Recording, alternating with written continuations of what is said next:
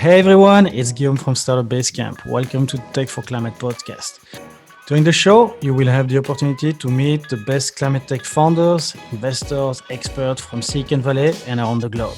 They will share with you their stories and personal journey in this growing industry, giving you some insights on the ecosystem to hopefully help you to take part in the climate change fight and benefit from the opportunities that it can also represent. The podcast is divided in two small interviews. During the first part, you will get to know our speaker, their perspective on the climate crisis, and how climate tech is changing the game. The second part of the talk will be for our members of the community who will learn from the speakers their secret sauce on how to, sharing with you their unique expertise on various topics as fundraising, management, strategy, and so on to help you to become a better leader in your field. Let's go for the show.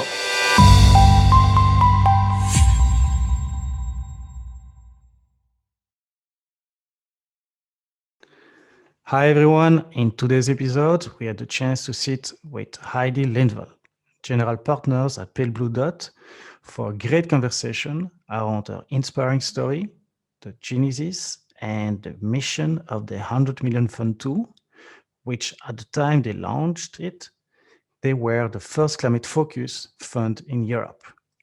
During the talk, Heidi will also give you more insight on their investment thesis, how do they select and support companies, and what they seek in founders they invest in. In the second part of the show, Heidi will give you valuable insights on how to successfully pitch to investors. She will also cover how to define your KPI in order to raise your next venture round. And finally, Heidi will share her knowledge and extensive experience on how to invest in climate tech funders at the early stage. She will conclude the talk by giving her secret sauce to keep a great work-life balance while being at the forefront of the climate fight. Heidi, welcome to the show. Heidi, welcome to the Tech for Climate podcast. So we're super excited to have you here today with us. You have a great and a very interesting story as an investor, and would like to, before we start going into Pale Blue Dot and how you guys are going on that side, would love to hear a little bit more about your story, your background, and maybe the why behind your move into the climate tech space and how you started Pale Blue Dot with your two other co-founder. Great. Well, thanks so much for having me, first of all. Yeah, happy to give you that story. I'll try to do it in short. It's actually a pretty long, complex story, but I'll try to do it in a short amount of time. So my background is actually in kind of human rights and journalism. I used to travel around the world making documentaries on social and global issues. And I really wanted to work on the ground and really wanted to try to figure out, what are the big problems that we're facing as humanity and how can we actually solve them. And I ended up getting perhaps a little bit disillusioned with how hard it is to solve these problems on the ground and how we needed kind of bigger forces at play. We needed capital and we needed regulations and a lot of other things. So I actually ended up going into tech, which was perhaps a bit of strange move at the time. But I kind of realized that we could use technology to solve a lot of the problems, and tech could really help, and it wasn't always accessible to people who needed it the most. So I went into tech, started building a few companies, really wanted to be more part of the solutions. From that, I have kind of moved upwards and realizing that you have more power with more capital, and that's when you can really figure out where, or when you can really be part of the decision making of where capital is kind of shifted towards. So that's kind of when I started moving from first building a few startups in kind of London, Silicon Valley, and Berlin. Then I went on to the accelerator side and helped startups that mainly impact startups to build great companies, and really just learned a lot about, and as well as hopefully we're able to help quite a few as well. And then kind of moving more towards investment. So a long answer to your question, but I think for me, it has always been about impact, and it's always been about, where you can have the biggest impact. And at the moment, climate is the biggest problem that we are facing as a humanity, and it is the most urgent problem that we have. So Mhm. it was logical in a way to go this way. I've always tried to figure out where can I do the most, and this is a way where I felt like I could use my skills and my background and my talents to be part of the solution. So that's where we started the fund. Yeah. That's fantastic. And but maybe tell me a bit more like then about Pale Blue Dot. At first, the name. I think it's always interesting to know how people choose the name behind the fund, behind the company, and then Yeah. how did you connect and start to build this relationship with your co-founders, and then maybe we can move into your investment thesis about with Pale Blue Dot. Sure. So we actually decided to start investing together before we had decided to do climate only. And I think that also comes as a surprise to people, because they assume that most people come in saying, I want to do something climate, and then they think what they do. And for us, it was always going to be on the impact investment side, but then to only do climate was kind of a specific choice that we made afterwards. But I had worked at this time, I'd worked together with one of my co-founders, Joel, kind of side by side for the past 3 years, building an accelerator. And I had worked together with Hampus, my third co-founder, for a bit. He had been helping me back in the days when I was running startups. And we kind of had lunches together every third week, just trying to figure out what's needed for the ecosystem, and just trying to understand where we could essentially help. And then we started talking about doing a fund together, because we were running a microfund together with Joel. Hampus was already working at VC, and we felt like maybe we should do something together, something locally here in kind of Malmö in Sweden. And we wanted to figure out where we have the most impact. And then when kind of climate came up, if it made complete sense. And I have to mention that this is before people were kind of talking about climate tech as such a concept that has become now. At that time, there weren't really any climate tech funds out there. People were still kind of a bit worried because of clean tech, and we kind of had an idea that money was starting to be shifted that way, but people weren't really talking about it. This was like 2 years ago, so everything has happened very, very quickly within this movement. So yeah, we decided to say that maybe we should start the first, as we knew, is climate tech fund in Europe, and then we just did that, and it ended up being very fast for us to raise money. We had so much interest. We ended up kind of oversubscribing our first close, and yeah, everything's gone super smoothly from there onwards. And hold on, you had another specific question that I've already forgotten. No, no worries. It was about how did you guys choose the name Pale Blue Dot, Oh, Pale Blue and Dot. then related to the investment thesis more specifically in itself. Yeah. So in terms of the name, I mean, we were kind of playing with the idea of just calling ourselves the kind of climate tech fund of Europe, and we that's kind of what we were in a lot of the paperwork. Which, funnily enough, I think now there's a few other climate funds and climate tech funds and stuff, but at the time there weren't really any. So we kind of said, should we just be the climate tech fund? But what I think we wanted to find a name that says something about our values and say something about why we're doing this without us having to explain it. Like, wanted to kind of find a name where then people know it, they know, and they kind of already get what we're about. So for those who don't know, you should definitely Google what Pale Blue Dot is. It's a photograph taken of the Earth, I think back in 1990, from the Voyager, where you see the world is just a pale blue dot. And then Carl Sagan made a really famous speech, also called the Pale Blue Dot, where essentially it's a great speech. You should look it up, but essentially saying that everyone that you've ever loved is on this tiny pale blue dot, and everything that's ever existed. And it really is just, our greatest responsibility as humanity to take care of this home, the only home we've ever known. I'm now obviously not directly quoting him. I don't know it by heart, even though I feel like I should. But that's essentially what it is. And there's a book as well called The Pale Blue Dot. There's a lot of material around this. And I think the great thing with the name is that so many people come to us and just say, I love the name. Like, I already know what you're about. And then there's a lot of people who say pale blue dot, pale green dot. There's a lot of people also who don't get it. And then they're just a little bit confused what dot it is. But I think it's one of those things that when you know, you know. And yeah, it says quite a lot about how we look at the world. I'm a big fan anyway about the name. I think it's really spot on and very I mean very meaningful as well. So I think it's very exciting. Um, Tell me a bit more about the your investment thesis and let us know maybe a bit more about like what makes a great company for Pale Blue Dots. Like how do you guys, I mean, like what type of check size you write usually? I know that you're going more like after like seed pre-seed companies as well. So tell me a bit more about like the specifics of your investment thesis. Sure. So we're currently a 53 million euro fund, but we are actually doing a second close tomorrow. So we're Congrats. going to end up, we'll find out what happens, and there'll probably be some press around it, but we will end up being around 80 million euro fund. And we invest in pre-seed and seed stage companies around Europe and the US. So our ticket sizes are generally between 200,000 euros and 2 million euros. Our sweet spot is to lead seed rounds. So it's about 1 million euros.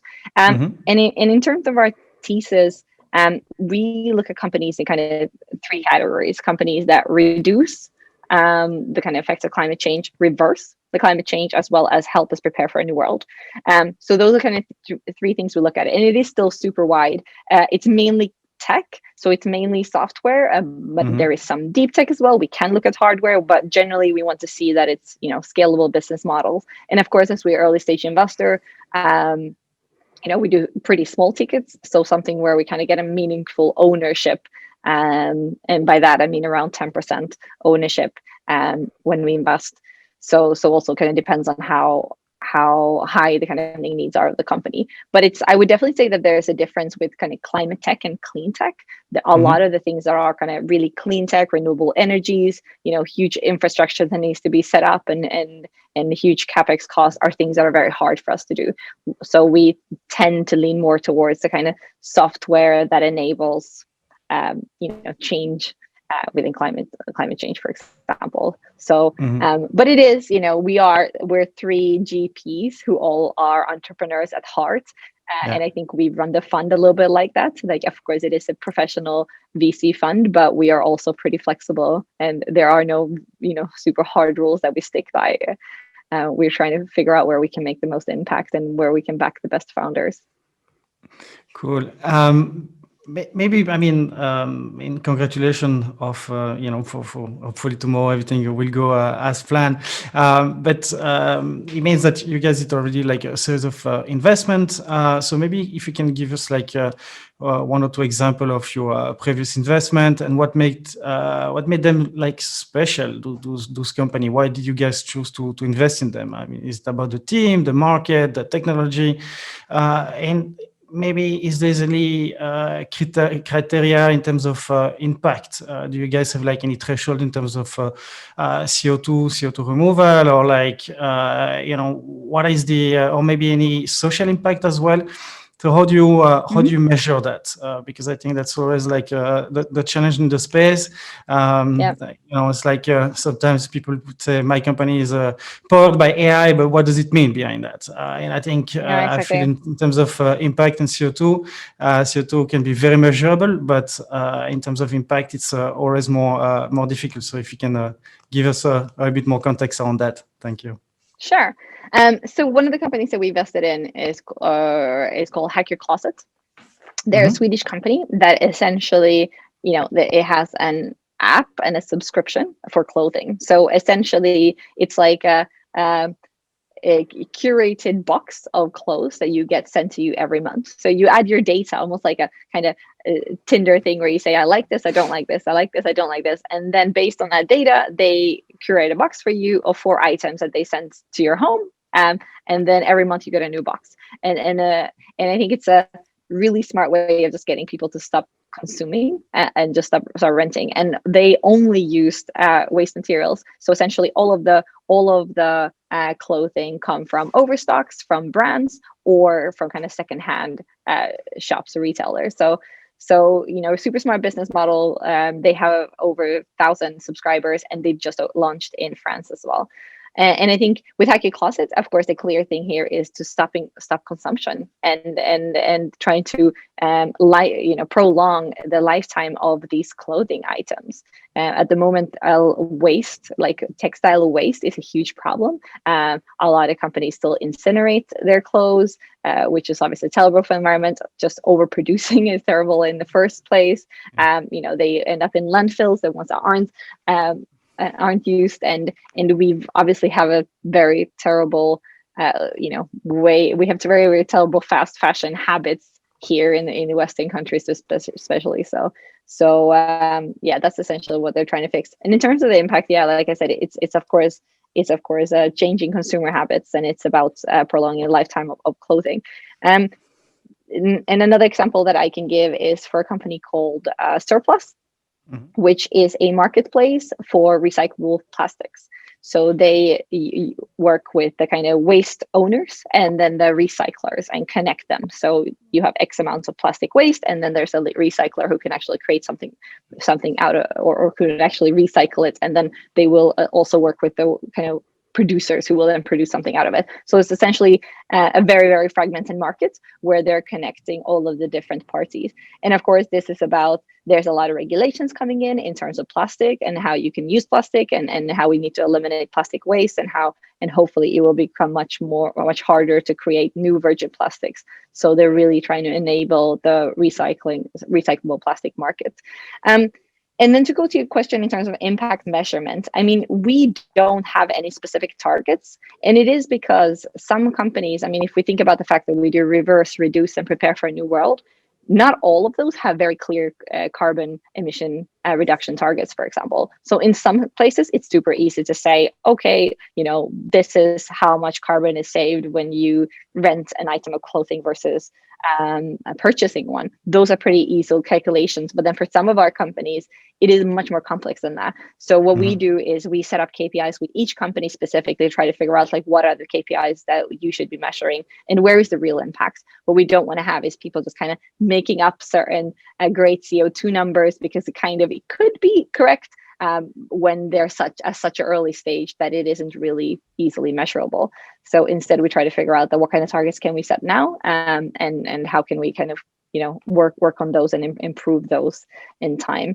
And in terms of how we do it, we have these ESG scorecards that we send to the companies. We have a climate pledge that we ask each company to take, and part of that, they have to figure out their KPIs, and they have to also figure out what SDGs they're working towards, for example. So we work a lot with them on the impact and the measurement side, but we kind of have our own system at the moment.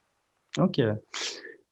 So maybe you can tell me a little bit more about, like, when I would say, like, at the stage of, like, before making your decision of investing into a company. So how do you validate, like, the technology that they are using or developing or putting in place? Because I mean, clearly for some pure software, it can be more like marketplace, and in a way you need to find, like, both sides of the equation. But when you go into more, sometimes more, maybe deep tech, or it can be way more complicated than that. So how do you measure this? Do you rely on any, like, network of scientists maybe, or how do you measure maybe the opportunity as well? How do you guys do that? Yeah, so first of all, I mean, doing research is a big part of what we do. We kind of have collected our own kind of research library that we're working on. We have at the moment an intern working kind of research and insight, and we are doing our first kind of permanent hire on the research space as well, to have someone who will literally just support us with research. So whenever we have a new industry or a new category or just a new business model that we haven't really looked at before, we'll have our researcher really go into the space. And we have a lot of material that we also share with a lot of other investors around what we've done already. thus far. So research is a big part of what we do. In terms of then how we actually validate it, we do have a kind of network of people help us with due diligence. And I mean, when we first started the fund, we set up our kind of advisory board, like climate advisory board of people, and some of them are all really helpful. But then we've noticed that, there's so many different industries and it's so different in what kind of help you need for each due diligence for each company, that we always just try to reach out to our network and figuring out who can help with that. And sometimes, of course, the tech DD itself isn't super difficult. I mean, both Hampus and Joel, my two partners, have a technical background, and if it's just kind of SaaS product or marketplace, they can do quite a lot of that themselves. But we do have a lot of kind of deep tech solutions that we look into as well that require really experts in that area, and that's when we kind of reach out to the network. So it really depends. We don't have a system. Every time we have a decision meeting, or when we kind of get close to, or when we have kind of a fund engage meeting, we decide that we're all going to engage. We try to list what we need in terms of confidence for that specific deal, and then we kind of reach out to those people who can help us provide that level of confidence. Yeah. And in terms of decision making, I can just add that we decide on majority. So 2 out of 3 essentially, and we have like a gold star thing as well. So if someone really, really likes it, they can push it through even without the support. Fantastic. Regarding all of those deals, how do you source them, and do you also co-invest with other funds, or how does it work? Like, is there any level of collaboration starting bit by bit now in the ecosystem? Tell me a bit more about that. Yeah. So in terms of deal sourcing, at the moment, it's a bit of everything. I mean, we go to demo days. We read what's out there. We try to be pretty active within these kind of networks, and really kind of get out there and talk on panels, etc. We of course go to accelerators. And we get quite a lot of cold inbound as well. So we are also, one of the things we haven't done so much on, but we're going to work a lot more on, is our branding, and really just kind of getting out there as a brand, so that we would get more kind of cold inbound as well. And I think it's really important for us that we are not the type of fund that only take warm intros. We are very much the kind of fund where you can see all of our emails on our website. There's a form on our website where you can just submit your pitch, and we will, email every single one of the GPs will email every single candidate back. So for us, it's really important to be super approachable, and we're a small fund, like we can do that. So at the moment, yeah, I mean, we get some from my network. We get a lot of co-investment opportunities. I think the great thing for in our position is that we want often around about 10% of a seed round, which means it's about half of the round, which means that we always want to co-invest with other great people. So we do have a lot of co-investors that we're speaking with, both in Europe and in the US, who we regularly have updates with. And we always try to figure out the best match whenever we invest in a company. And then we try to bring others on board as well. And then of course, they do the same. So we get other deals that same way. So I think that's really important to have that level of collaboration. And we actually went down in our ownership targets a bit in order to collaborate even further, because I think the strongest rounds are the ones where you can have multiple great investors who can help in different things. So for us, it's not important to kind of own the whole thing, but more important to collaborate. Yeah, especially at early stage. I think if other funds, other partner can also bring, the network and experience and all of that, it's really matters for founders at that stage, just for sure. Can you tell me a bit more about your decide to invest with those founders, and then what happened after? Do you guys have any support that you offer to your portfolio founders?